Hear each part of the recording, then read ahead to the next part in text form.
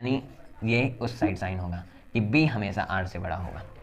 वहाँ पर जो अभी यहाँ पर जो गलत हुआ है वहाँ पर आप सही कर लीजिए कि r हमेशा छोटा होगा। ये तो बार बार कहा, लेकिन साइन उल्टा लगा दिया था। साइन लगेगा b की साइड में, जो ग्रेटर साइन होगा मैंने उल्टा लगा दिया था, लेकिन बार बार मैंने यही कहा था कि r हमेशा b से छोटा होगा। हेलो एवरीवन, तो आज के इस वीडियो में हम डिस्कस करने वाले एक नया चैप्टर और एक नया सब्जेक्ट, मैथ्स का नया चैप्टर यानी नया सब्जेक्ट मैथ, और अब है रियल नंबर नया चैप्टर। रियल नंबर डिस्कस करेंगे, मैथ्स का चैप्टर क्लास 10th का। फिजिक्स की वीडियो आपको प्लेलिस्ट में सारी वीडियोस मिल जाएगी। न्यूमेरिकल की जो वीडियो है वो पार्ट 6 है, उसमें सिर्फ न्यूमेरिकल और लेंस फार्मूला का डेरिवेशन आप जाकर देख लीजिए। अब हम डिस्कस करते हैं रियल नंबर के बारे में। आपने क्लास 9th में नेचुरल नंबर, होल नंबर और इंटीजर, रेशनल, इरेशनल नंबर्स को पढ़ा है। अब हम रियल नंबर पर आ चुके हैं। रियल नंबर एक पूरा का पूरा चैप्टर है, वास्तविक संख्याएं जिसे हम कहते हैं हिंदी में। तो इसमें कई सारी थ्योरम्स बेस्ड हैं, तो हम थ्योरम से चलते हैं। लेकिन जो 1, 2 यानी मैथ्स के जो नंबर हैं, यानी तो इसी को हम रियल नंबर कहते हैं, विच नेवर बी चेंज। और एक रियल नंबर होता है, वास्तविक संख्या होता है, इमेजिनरी नहीं होता है, जो हम यूज़ करते हैं वो रियल नंबर होता है। तो अब चलते हैं हम अपने थ्योरम पर। थ्योरम है Euclid's division lemma. Euclid's division lemma पहला हमारा थ्योरम है, और इसी पर बेस पहले हम कुछ एग्जांपल्स करेंगे। यूक्लिड्स डिवीज़न लेमा, इसी पर बेस हम क्वेश्चन या फिर एग्जांपल करेंगे, तब हम एक्सरसाइज पर चलेंगे। यूक्लिड्स डिवीज़न लेमा यानी ये जो थ्योरम है, इसी थ्योरम पर यूक्लिड्स डिवीज़न एल्गोरिथम भी बेस्ड है। यूक्लिड्स डिवीज़न एल्गोरिथम, ये थ्योरम भी इसी थ्योरम पे बेस्ड है, यानी ये सेम है, सेम लगभग सेम हम कह सकते हैं यूक्लिड्स डिवीज़न लेमा और यूक्लिड्स डिवीज़न एल्गोरिथम को। यूक्लिड्स डिवीज़न आपने तो ज़रूर पढ़ा होगा कि जब हम किसी नंबर को या फिर किसी अलजेब्रा, मान लीजिए हम a को b से डिवाइड करेंगे तो हमें q और r मिलेगा। यानी when we divide a number a from b then we found a quotient and remainder।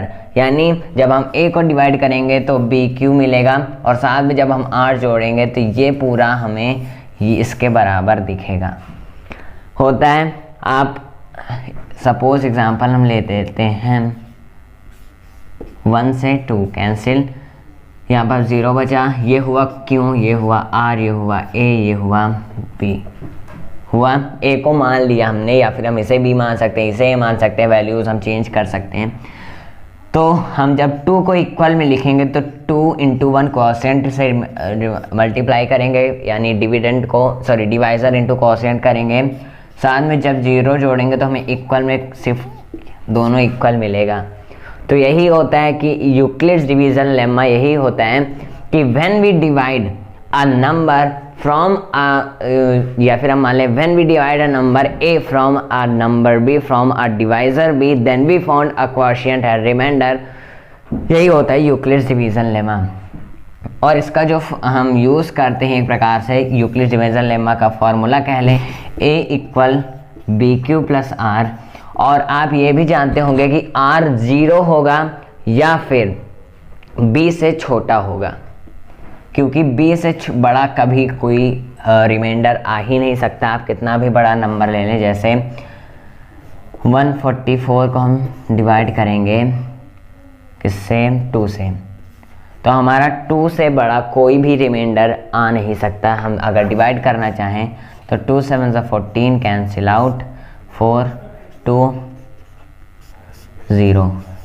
तो हमारा यानी डिवाइज़र से बड़ा कोई भी नंबर हमारा रिमाइंडर नहीं आ सकता। तो हम इसे लिख सकते हैं a equal B Q plus r on the based of Euclid's division lemma, where r क्या होगा, 0 होगा या फिर 0 से बड़ा होगा, और हमेशा b यानी डिवाइज़र से छोटा होगा।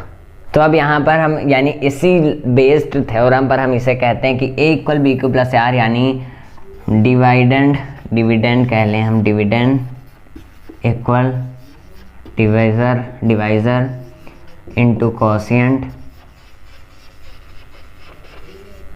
Plus remainder.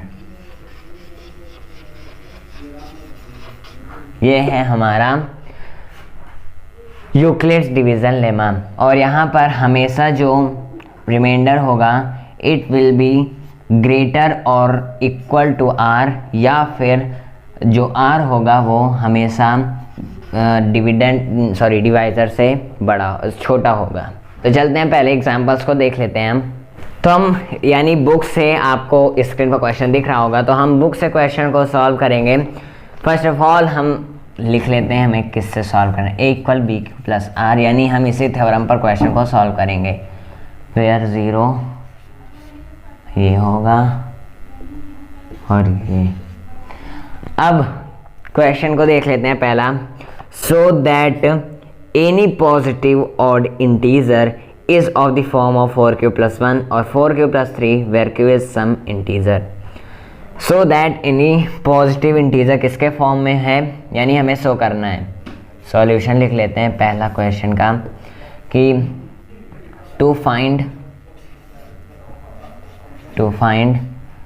क्या फाइंड करना है कि कोई भी पॉजिटिव ऑड इंटीजर 4q + 1 के फॉर्म में हो, 4q + 3 के फॉर्म में हो। हमें इन दोनों फॉर्म को फाइंड करना है। तो हम इसी बेस पर फाइंड करेंगे। तो यूजिंग यूक्लिड्स डिवीज़न, हम एल्गोरिथम भी इसे लिख सकते हैं क्योंकि एल्गोरिथम बेस्ड है यूक्लिड्स डिवीज़न लेमा पर। लेमा पर ज़्यादा यूज़ हम नहीं करते हैं, हम ज़्यादातर क्वेश्चन में करते हैं यूजिंग यूक्लिड्स डिवीज़न एल्गोरिथम। तो हम एल्गोरिथम लिखेंगे यूजिंग यूक्लिड्स डिवीज़न एल्गोरिथम का यूज़ करेंगे, यानी a equal B Q plus R का, जहाँ पर 0 जो होगा वो r से बड़ा, r से छोटा और इक्वल होगा, और r जो होगा वो b से छोटा होगा। तो हम मान लेते हैं a क्या है, 4 है, यानी यहाँ पर ये है तो b को हम 4 मान लेते हैं। लेट b इक्वल 4, यानी हमारे डिवाइज़र क्या है, 4 है। तो a इक्वल 4q + r, जहाँ पर जो 0 ये हो जाएगा और ये 4 से छोटा रहेगा। हम ऐसे लिख सकते हैं। अब सॉल्यूशन पर आते हैं हम। लेट r इक्वल 0, हम पहले r को फर्स्ट केस में यानी फर्स्ट में हम करेंगे लेट r इक्वल 0, r के प्लेस पर 0 लिखते हैं। तो a इक्वल हमें क्या मिलेगा, 4q + 0, 4q + 0, जहाँ या फिर हम लिख सकते हैं a इक्वल 4q। अभी हमें इन दोनों में कुछ नहीं मिला। अब हम लेट करते हैं दूसरा, लेट r इक्वल 1, तो a इक्वल 4q + 1, तो हमारा ये फाइंड हो गया है, यानी ये दूसरे केस में। अब थर्ड में हम मान लेते हैं लेट r इक्वल टू, हम लाइन से मानेंगे, ऐसे हम लेट नहीं कर सकते कि लेट r इक्वल 1 फिर लेट r इक्वल 3, तो हम ऐसा करेंगे तो इट कुड बी रॉन्ग, तो हम यानी ये गलत हो सकता है। तो लेट r इक्वल 2, तो a इक्वल 4q + 2, ये भी नहीं आया। अब 3 में आ ही जाएगा। फोर्थ में हम करेंगे लेट r इक्वल 3, तो 4q + 3, हमारा ये प्रूफ हो चुका है। तो हम लिख देंगे कि क्या लिखेंगे कि positive odd integer, so positive odd integer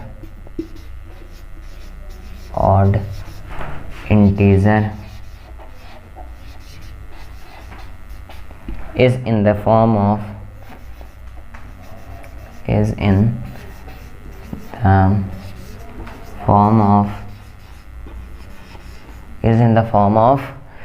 4q + 1 and 4q + 3 और 4q + 3। तो हम लिख देंगे, आज मार्कर नहीं चल रहा, प्रूव्ड। तो अब चलते हैं हम अपने नेक्स्ट क्वेश्चन की तरफ। तो चलिए अपना दूसरा क्वेश्चन देख लेते हैं। दूसरा क्वेश्चन है so that the cube of any positive integer is of the form 4m और 4m+1 और 4m+3 for some integer m। तो दूसरा का सॉल्यूशन, सेकंड सॉल्यूशन, यहाँ पर क्या फाइंड करना हमें, टू शो या फिर टू फाइंड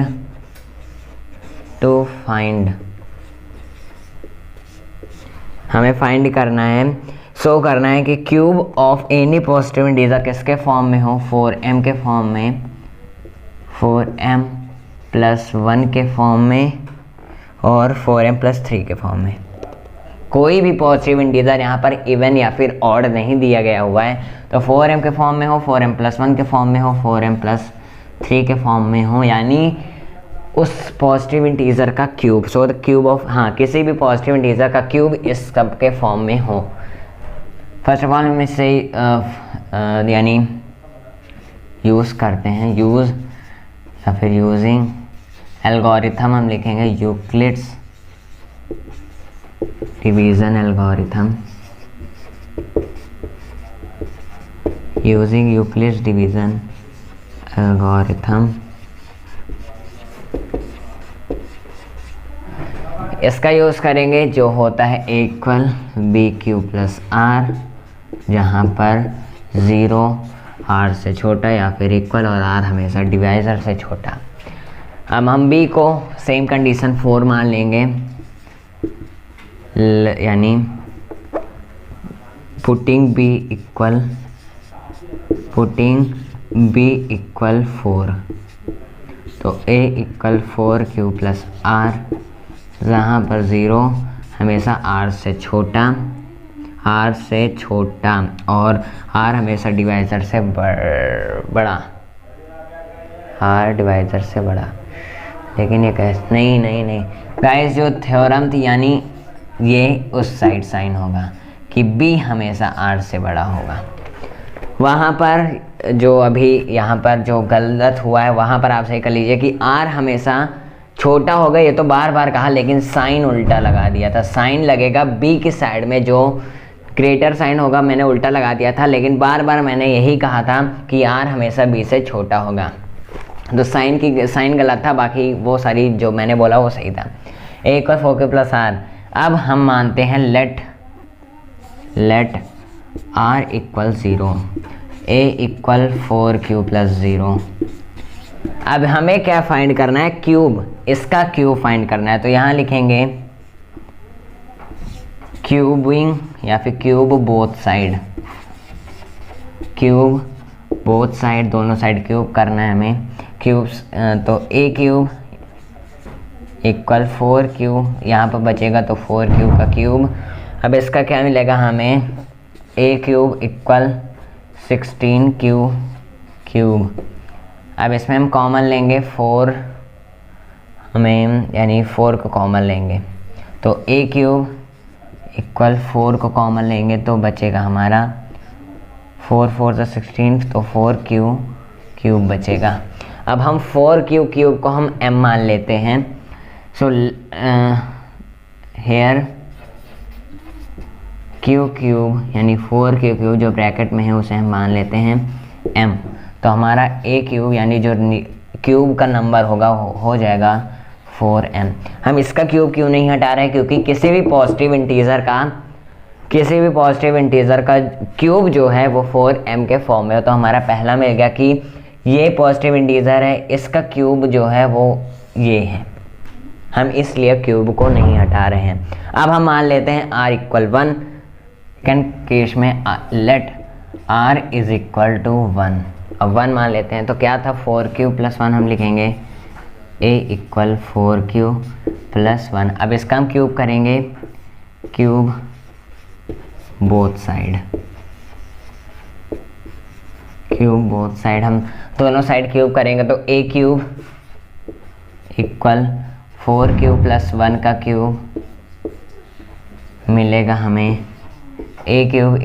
तो हम इसका क्यूब यानी क्यूब का स्क्वायर यानी 2 क्यूब क्या होगा, क्यूब का फॉर्मूला A + B का होल क्यूब का फार्मूला होता है A cube plus B cube plus 3ab square plus 3a² भी, हाँ ये हमारा फॉर्मूला होता है। अब इसे हम सॉल्व करेंगे तो 4 4 ज़ा 16, 16 4 ज़ा 64, तो 64 क्यूब होगा प्लस 1 का क्यूब तो 1 ही लिखेंगे, प्लस यानी 3ab², तो 3 4 ज़ा 12 लिख लेते हैं ऐसे, 3 × 4 क्यूब इंटू बी क्या है 1, तो 1 का स्क्वायर प्लस 3a² भी, तो 3 × 4 क्यूब का स्क्वायर और इंटू में हम लिख लेते हैं 1 ऐसे। तो अब a क्यूब इक्वल 64 का क्यूब ऐसे लिखेंगे, प्लस 1 ऐसे लिखेंगे, प्लस 3 4 ज़ा 12 और नहीं, हाँ 3 4 ज़ा 12 क्यूब प्लस 4 4 ज़ा 16 होता है, 16 3 ज़ा 48 होता है, तो 48 क्यूब स्क्वायर।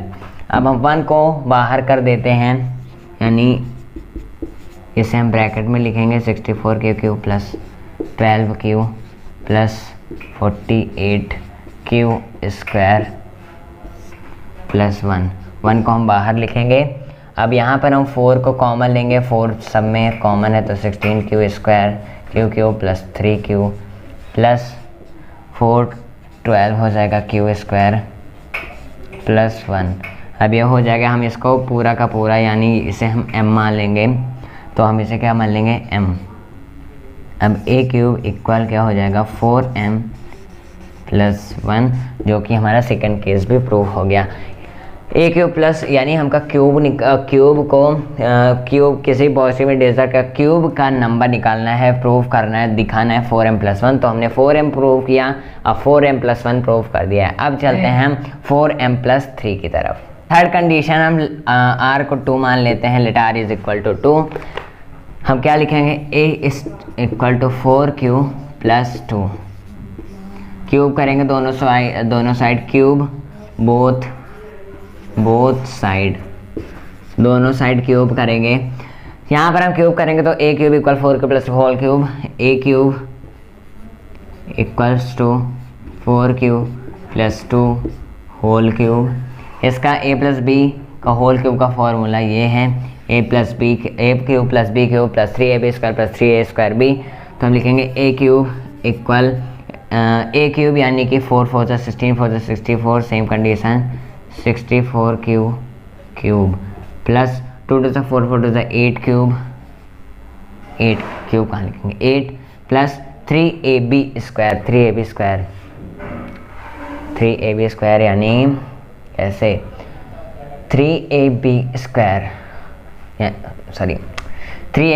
3a यानी 3 4 ज़ा 12 के बाद 2 2 ज़ा 4, 12 4 ज़ा 48 आएगा। चलिए ऐसे लिखते हैं 3 × 4q × 2 2 ज़ा 4 प्लस 3a² भी, 3a² यानी इसका स्क्वायर, तो 4 4 ज़ा 16, 3 × 16q² प्लस इंटू 2।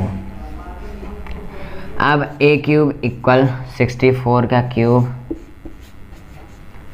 प्लस, इसे हम बाद में लिखेंगे 4 3 ज़ा 12, 12 4 ज़ा 48 क्यूब प्लस 16 3 ज़ा 48, 16 3 ज़ा 48, 48 2 ज़ा कितना होता है 48 2 ज़ा 2 ज़ा 4, 2 4 ज़ा 8 क्यूब। अभी हम +8 बाहर लिख देते हैं। अब a क्यूब इक्वल कॉमन ले लें, यहाँ पर आएगा 16 cube plus 12 cube plus 2 21 cube plus 8। तो हम इसको m मान लेंगे पूरे को, तो a क्यूब इक्वल 4m + 8, जो कि अभी 4m + 3 का इक्वल नहीं आया, तो मतलब अभी हमें और आगे सॉल्व करना पड़ेगा। अब हम r इक्वल मान लेते हैं 3, तो 4q + 3, यानी हम अभी सेकंड क्वेश्चन ही कर रहे हैं, हमें ये दोनों तो प्रूफ हो गया, अभी इससे अभी ये प्रूफ करना है। तो अब प्रूव इक्वल यानी cube both side, cube both side A cube equal 4q plus 3, इसका क्यूब वहाँ पर है फॉर्मूला ए क्यूब इक्वल 4 4 ज़ा 16, 16 4 ज़ा 64 क्यू क्यूब प्लस 3 3 ज़ा 9, 9 3 ज़ा 27 क्यू, सॉरी 27 सिर्फ, प्लस 3 ए बी स्क्वायर, 3 4 ज़ा 12, 12 9 ज़ा 108, तो 108 Q plus 3a square B, 4 4 ज़ा 16, 16 3 ज़ा 48, हाँ 4 4 ज़ा 16, 16 3 ज़ा 48, 48 इंटू 3, 3 8 ज़ा 24, 3 4 ज़ा 12 यानी 144 आएगा शायद, देख लेते हैं कैसे। 4 4 ज़ा 16, 16 48 इंटू 3, 3 8 ज़ा 24, 3 4 ज़ा, हाँ यहाँ पर 144 क्यू स्क्वायर आएगा।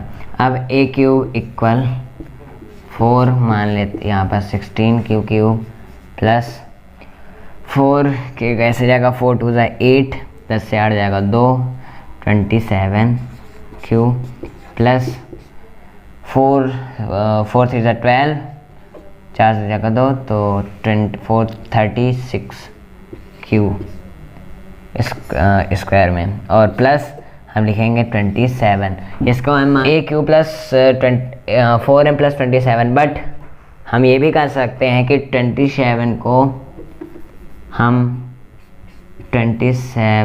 क्या कर सकते हैं, 24 प्लस 3 हम यहीं पर कर दें, 24 प्लस 3, अब 24 यहाँ पर 6 हो जाएगा और बाहर क्या होगा 3, तो यहाँ पर हो जाएगा 4m प्लस 3 जो हमारा थर्ड कंडीशन प्रूव है। अब चलते हैं हम, यानी क्या कौन कौन सी कंडीशन प्रूव हुई आप रिवाइंड करके देख लीजिए, यानी सारी 4 कंडीशन हमने ली, r इक्वल 1 नहीं 0 1 2 और 3, 0 से लेकर 3 तक, और सारी कंडीशन में हमने पहले फर्स्ट में 4m आया, दूसरे में 4m प्लस 1 आया, लेकिन तीसरे में नहीं आया, तो चौथे में 4m प्लस 3 आ गया। हमने यूक्लिड्स डिवीजन एल्गोरिथम या फिर लेमा के 2 क्वेश्चन सॉल्व किए, दोनों पर A equal B Q plus R के फॉर्मूला का लगाकर हमने यूज़ किया, यानी हमारा ये आइडिया हो चुका है कि हम कैसे सॉल्व करेंगे क्वेश्चंस को। तो इस वीडियो में से 2 क्वेश्चन एक प्रकार से एग्जांपल के लिए कि हम कैसे सॉल्व करेंगे, कैसे सॉल्यूशन करेंगे। अगली वीडियो में पहली एक्सरसाइज आप तक पहुंच जाएगी, सारे एनसीईआरटी के क्वेश्चंस रहेंगे। मिलते हैं अगली वीडियो में, थैंक्स फॉर वॉचिंग।